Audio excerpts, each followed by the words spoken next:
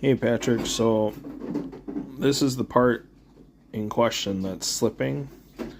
What I would check is I would make sure that the spring in here that holds those two ball bearings, I would make sure that that is not broken and that it's holding those tightly. There should be a pretty fair amount of pressure on those. Because this whole slip thing is basically an emergency. This would be like if the fan were to tip over or something like that. It allows the oscillator to slip so you don't smoke the motor. But the other thing I would do, these oscillators gum up.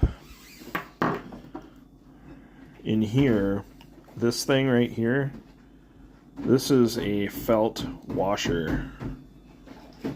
This ring right here that I'm moving, right here, that's a felt washer. That's got grease on it, and it's probably very, very old and very, very gummy. And the threads on this will most likely pull that grease, that stiff grease, all the way down in there. Like you can see on this shaft, if I can get my camera to focus, you can see it's got that there's wear marks. So the lubrication is definitely not what it should be. But that is also a place I would check. Also underneath, this brass wheel here is held in by that screw. There's a pin that runs through the length right here.